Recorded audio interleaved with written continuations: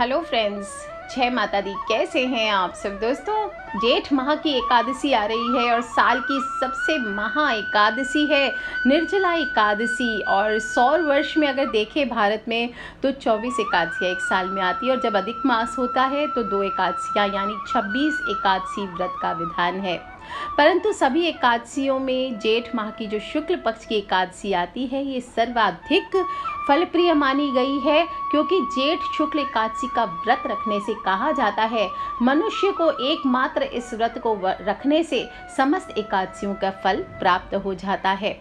इस तिथि को निर्जला एकादशी कहा जाता है और ऋषभ और मिथुन संक्रांति के बीच शुक्ल पक्ष की एकादशी निर्जला एकादशी कहलाती है। और निर्जला यानी कि बिना जल और अन्न ग्रहण किए हुए। निर्जला एकादशी के दिन आहार के साथ ही मनुष्य को जल का संयम भी रखना जरूरी होता है। इस दिन जल ग्रहण नहीं किया जाता और वेद व्यास जी के अनुसार सभी 26 एकादशियों में वैसे तो अन्न खाना वर्जित बताया गया है, क्योंकि सारे पाप कहते हैं अन्न में ही बसते हैं।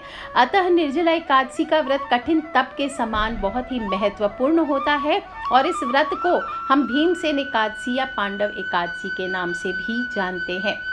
पौराणिक मतों के अनुसार वेद व्यास जी ने पांडवों को निर्जला एकादशी व्रत का संकल्प कराया था। कहा जाता है एक बार महाराजा युधिष्ठिर के छोटे भाई भीमसेन ने पांडवों के दादा महान ऋषि शील व्यास देव जी से पूछा कि क्या एकादशी व्रत के सभी नियमों और विनियमों का पालन किए बिना आध्यात्मिक दुनिया में वापस आना संभव है। तब भीमसेन ने कहा, हे महान बुद्धिमान दादा, मेरे भाई युधिष्ठिर, मेरी प्यारी माँ कुंती, मेरी प्यारी पत्नी द्रौपदी, साथ ही अर्जुन, नकुल, सहदेव एकादशी का पूरी तरह से उपवास करते हैं और उस पवित्र दिन के सभी नियमों और विनियमों का सख्ती से पालन करते हैं। बहुत धार्मिक होने के कारण वे हमेशा मुझसे भी कहते हैं कि मुझे भी उस दिन उपवास करना चाहिए, लेकिन दादाजी मैं उनसे कहता हूँ कि मैं बिना खाए नहीं रह सकता, क्योंकि भूख मेरे लिए असहनीय है। मैं व्यापक रूप से दान करता हूँ, श्री केशव की पूजा ठीक से करता हूँ, लेकिन मैं एकादशी का व्रत नहीं कर सकता।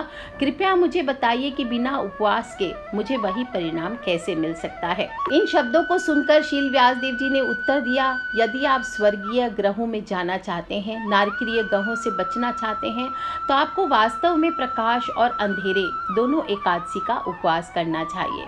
भीम ने कहा, हे परम बुद्धिमान दादा, कृपा मेरी विनती सुनिए। हे महान मुनियों, यदि मैं केवल एक बार दिन में अन्न खाऊं तो मैं जीवित नहीं रह सकता।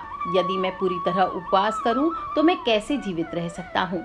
मेरे पेट में वृका नाम की एक विशेष अग्नि जलती है, पाचन की अग्नि, और जब मैं पूरी तृप्ति से खाता हूं तभी मेरे पेट की वह अग्नि शांत होती है। हे महान ऋषि, मैं शायद केवल एक बार उपवास कर पाऊंगा, इसलिए मैं आपसे एक ऐसी एकादशी के बारे में बताने की विनती करता हूँ जिससे आपको सभी एकादशियों के व्रत का फल मिल जाए। मैं उस व्रत को निष्ठापूर्वक पालन करूंगा और आशा करता हूँ कि अभी भी मुक्ति के योग्य बन पाऊँ।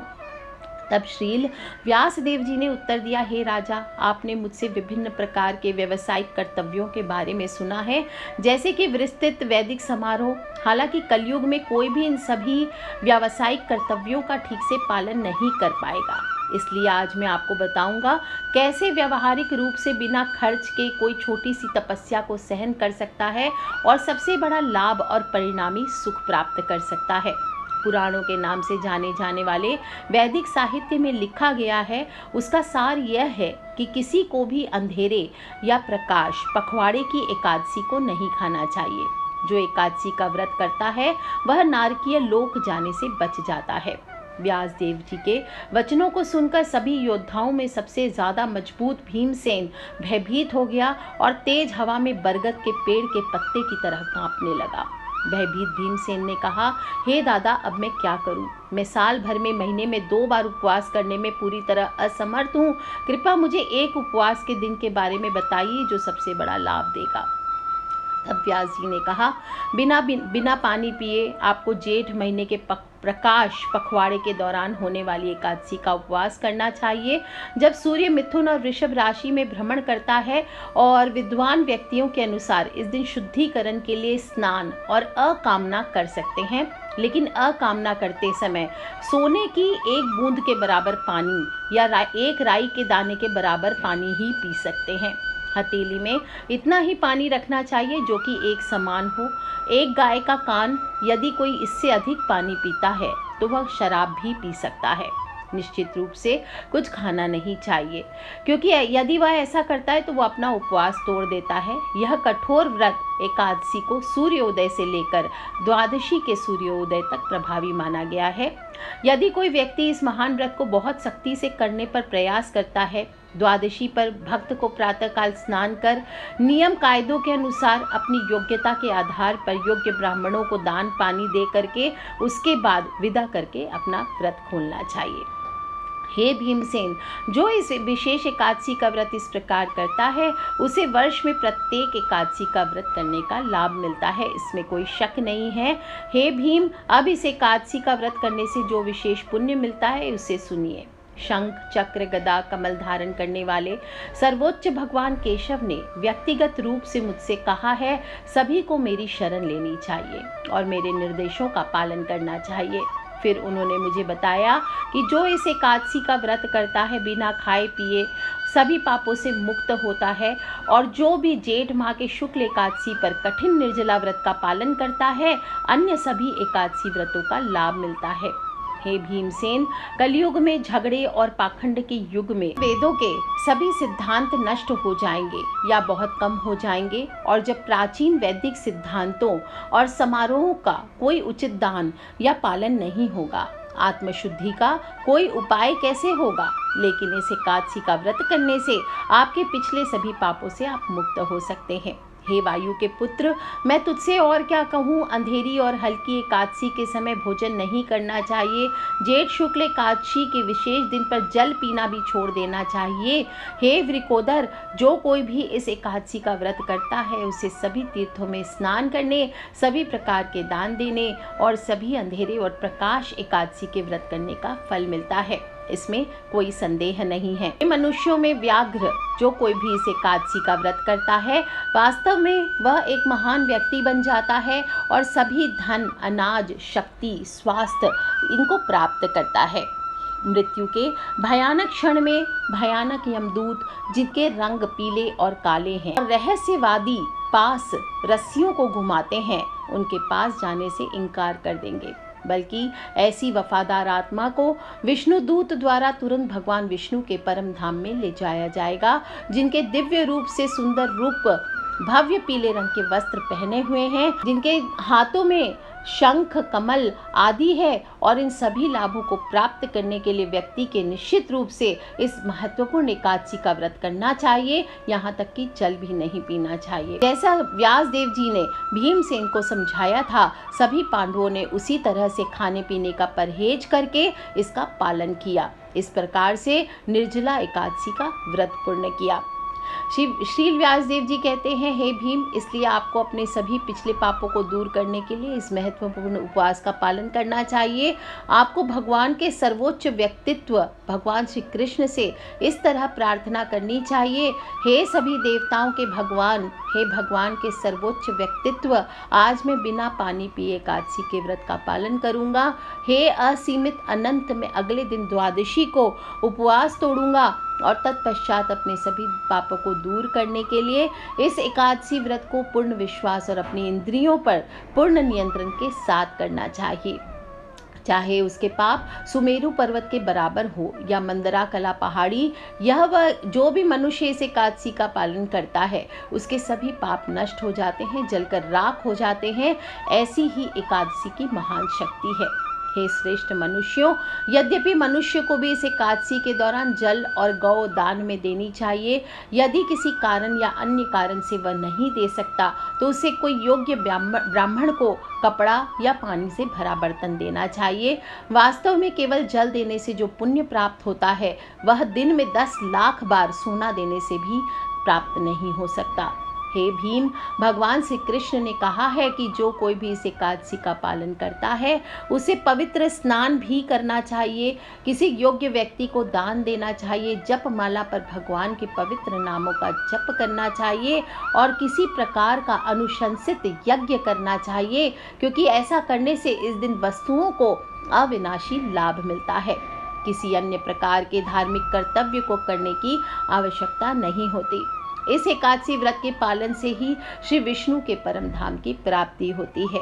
हे श्रेष्ठ कौरवों, यदि कोई इस दिन सोना, कपड़ा या कुछ भी दान करता है तो उसके प्राप्त होने वाला पुण्य अविनाशी होता है।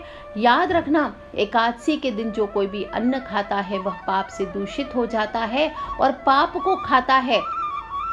वास्तव में वह पहले से ही एक कुत्ता बन चुका है और मृत्यु के बाद उसे नारकीय अस्तित्व को भोगता है। लेकिन जो भी मनुष्य इस पवित्र जेठ माह के शुक्ल पक्ष की एकादशी का पालन करता है, दान करता है, वह निश्चित रूप से बार बार जन्म और मृत्यु के चक्र से मुक्त हो जाता है, परम धाम को प्राप्त करता है। द्वादशी में समाहित इस एकादशी को करने से ब्राह्मण का वध करने, शराब और पीने और पिलाने, गुरु से ईर्ष्या करने, उसके निर्देशों की उपेक्षा करने और लगातार झूठ बोलने के भयानक पाप से भी मुक्ति मिलती है।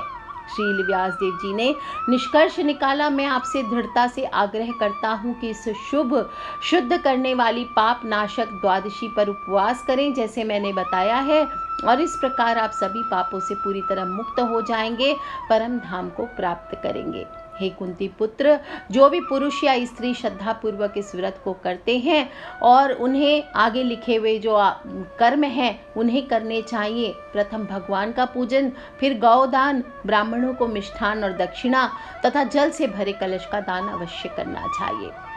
निर्जला के दिन अन्न, वस्त्र, जूती आदि का दान करना चाहिए। भीमसेन ने व्यास जी के कहने पर बड़े साहस के साथ निर्जला एकादशी का इस प्रकार व्रत किया, जिसके परिणाम स्वरूप प्रातः होते ही वह संज्ञा विहीन हो गया। तब पांडवों ने उसे गंगाजल, तुलसी, चरणामृत प्रसाद दे करके उसकी मूर्छा को दूर किया। इसलिए इस खास एकादशी को भीमसेन एकादशी भी कहते हैं। और जो मैंने आप सभी को कथा सुनाई है, इस कथा को सुनने वाले, पढ़ने वाले, दूसरों को सुनाने वाले सभी को निश्चय ही स्वर्ग की प्राप्ति होती है। बोलिए श्री कृष्णचंद्र भगवान की जय। जो भी मनुष्य भक्ति पूर्वक इस कथा को सुनता है उसे निश्चय ही स्वर्ग की प्राप्ति होती है। तो इस बार कब है निर्जला एकादशी, सभी लोग जान ले। 10 जून को निर्जला एकादशी का व्रत है। एकादशी तिथि का प्रारंभ 10 जून को सुबह 7:25 पर हो जाएगा और 11 जून को तिथि की समाप्ति होगी सुबह 5:45 पर। व्रत जो लोग भी पारण करेंगे वो 1:44 से सुबह 4:32 तक कर सकते हैं। पारण तिथि के दिन हरिवासर समाप्त होने का समय सुबह 11:09 तक है। तो कैसे करेंगे व्रत को? सुबह जल्दी उठें, अपनी दोनों हथेलियों के दर्शन करें, बोले कर आग्रे वस्ते लक्ष्मी कर मध्य सरस्वती कर मूले तु गोविंद प्रभाते कर दर्शनम। इसके बाद अपने घर के मुख्य द्वार की साफ सफाई कर लीजिए, तोरण लगाइए, हल्दी के जल का छिड़काव कीजिए, पानी में थोड़ा सा गंगा जल डालें, स्नान करें या तीर्थों पर स्नान करें। हो सके तो पवित्र नदियों में स्नान करें और स्नान करते समय ओम वरुणाय नमः इस मंत्र का जप कीजिए। स्नान करने के बाद शुद्ध पीले वस्त्र धारण करें और सूर्य भगवान को 1 लोटा जल अवश्य अर्पित करें। तांबे के लोटे में सूर्य को थोड़ा सा हल्दी डाल करके अर्घ दीजिए। ओम सूर्याय नमः, ओम आदित्याय नमः, ओम भास्कराय नमः इसका जप कीजिए। इस दिन पितृ के लिए तर्पण करना भी बहुत लाभदायक होता है, तो आप चाहें तो तर्पण कर सकते हैं, नहीं तो कम से कम 1 लोटा जल दक्षिणमुखी होकर के अपने पितृ के नाम का जरूर अर्पित करें। इसके बाद घर के मंदिर की सफाई आदि करें और फिर विधि विधान से भगवान विष्णु का पूजन करें। इस दिन भगवान को भी दक्षिणावर्ती शंख से स्नान आदि कराया जाता है और स्नान कराने के बाद भगवान को पीले वस्त्र धारण कराएं, जनेऊ धारण कराएं, चंदन का तिलक करें। इस प्रकार से भगवान पीताम्बरधारी है तो पीले फल, पीले भोग, पीले वस्त्र, उनको इन चीज़ों से उनको मनाना चाहिए। जो भी भोग की वस्तु डालेंगे उसमें तुलसी दल जरूर छोड़ें। और इसके अलावा आज के दिन आपको सामर्थ्य के अनुसार पूजा आदि करने के बाद अन्न, जल, वस्त्र, आसन, जूता, छतरी, पंखी, फल आदि इनका दान करना चाहिए। इस दिन फलों का रस हुआ, दूध, फल, पनीर, आलू, घी, मूंगफली, सेंधा नमक, काली मिर्च, जो लोग भी निर्जला व्रत नहीं कर रहे हैं वो लोग इन चीज़ों का सेवन कर सकते हैं। और 8 वर्ष से छोटी आयु हो या 80 वर्ष से वृद्ध, उनको छूट होती है, वो कुछ भी खा पी सकते हैं, लेकिन तो भी सात्विक भोजन करना चाहिए। इस दिन 11 जून को 11 पानी के घड़े दान करने का विधान आता है। तो आपको मैं बता देती हूँ कि कौन कौन से 11 घड़े आपको इस दिन दान करने चाहिए। आपको एक घड़ा मंदिर में, किसी भी मंदिर में आप दान कर सकते हैं। दूसरा घड़ा आपके कोई भी जो गुरु महात्मा हैं उनके खेड़े में आपको दान करना चाहिए। तीसरा घड़ा आपको, अगर माता पिता अलग रहते हैं आपसे तो आप उनको दान कर सकते हैं। चौथा घड़ा अपने गुरु को दान करें। पांचवा घड़ा अपने कुल के पुरोहित को दान करना चाहिए। छठा घड़ा आपको किसी सफाई कर्मचारी को दान करना चाहिए। आठवां घड़ा किसी आश्रम में, कुष्ठ आश्रम हुआ गरीबों का, या अपाहिजों का आश्रम हुआ, अंधों का आश्रम हुआ, वहाँ दान करना चाहिए। और आठवां घड़ा आपको पीपल के पेड़ के नीचे स्थापित करना चाहिए। बाकी के जो 3 घड़े हैं वो आप ज़रूरतमंद लोगों को, आपके जो काम वाले हैं, आपके जो स्टाफ हैं, उनको आपको दान करना चाहिए। इस प्रकार से इस दिन आपको मौसम के मधुर फल, आम है, तरबूज है, खरबूजा है, मीठा जल, ये सभी दान करना चाहिए। इससे आपकी सभी मनोकामनाएं पूर्ण होती है। साथ ही साथ इतने सारे घड़े आप दान नहीं कर सकते तो कम से कम आप चाहें तो पशु पक्षियों के लिए जल की व्यवस्था करें। जगह जगह प्याऊ स्थापित करवा सकते हैं। पंखा हुआ, छाता हुआ, सत्तू हुआ, इनका दान करें। वृक्ष हो, प्राकृतिक चीज़ हो, इनकी रक्षा करनी चाहिए। तिल का दान करें। और सर्वोत्तम दान जल का दान है। निर्जला एकादशी पर सबसे श्रेष्ठ बताया गया है, तो ये करें दोस्तों। जेठ माह में प्याऊ लगवाना, नल लगवाना, पोखर बनवाना, तालाबों का संरक्षण करना, ये सभी विशेष फलदायी माना गया है। 17 मई से आरंभ हो चुका है और जेठ माह के स्वामी मंगल है, यानी उग्र ग्रह हैं, साहस का प्रतीक है और गर्मी को बढ़ाते हैं। और सभी नवग्रहों में मंगल को सेनापति का दर्जा प्राप्त कराया गया है। विष्णु भगवान का प्रिय मास है और जेठ माह में दिन बड़े, रातें छोटी होती है। इस माह में सूर्य की किरणें पृथ्वी पर सीधी पड़ती है, जिसके कारण गर्मी बहुत अधिक होती है। तो इस बार निर्जला एकादशी पर इस कठिन व्रत को रख करके आप भी थोड़े जल का दान कीजिए। कुछ करें ना करें, थोड़ा सा 1 बॉटल आप मिनरल वाटर की ही ले लीजिए। आप कम से कम ज़रूरतमंद लोगों को रास्ते में खड़े होकर के दान कीजिए दोस्तों, और देखिए कैसे निर्जला एकादशी के व्रत का पुण्य आप प्राप्त करते हैं। और कथा मैंने आपको सुनाई है, मैंने अपना पुण्य प्राप्त कर लिया शायद भगवान जी की कृपा से। अब आप लोग भी अपने फ्रेंड्स, फैमिली, मम्मी पापा, भाई बहन, बच्चे, सभी लोगों को एक कथा को ज़रूर सुनाइए। कुछ करें ना करें, सभी को प्रोत्साहित कीजिए कि गर्मी के मौसम में थोड़े से जल का दान एक दूसरे को करना चाहिए दोस्तों। और फिर देखिए कैसे एक अच्छी सोसाइटी स्थापित होती है। तो कर लीजिए उपाय दोस्तों। आप चाहे तो अपनी सोसाइटी के बाहर थोड़े थोड़े घड़े इस दिन मिल करके स्थापित कर सकते हैं। अपने ऑफिस के लोगों के साथ, अपने जो भी आपका जो भी वर्क प्लेस है वहाँ पर भी आप लोग सब मिल करके एक छोटा सा स्थान बना लीजिए। थोड़े से मीठे शरबत का यात्रियों के लिए वितरण कीजिए। देखिए कैसे पुण्य की प्राप्ति होती है। कर लीजिए उपाय दोस्तों। खिलखिलाते रहे, मुस्कुराते रहे। सब्सक्राइब करके रखें ताकि आने वाली वीडियो से आप और मैं कनेक्टेड रहें। और अपने फ्रेंड्स, फैमिली, मम्मी पापा, भाई बहन, बच्चे, सभी लोगों से इसे शेयर करना बिल्कुल ना भूलें। ठीक है फ्रेंड्स, लव यू ऑल। जय माता दी, बम बम भोलेनाथ की। आप सभी को निर्जला एकादशी की हार्दिक हार्दिक शुभकामनाएं।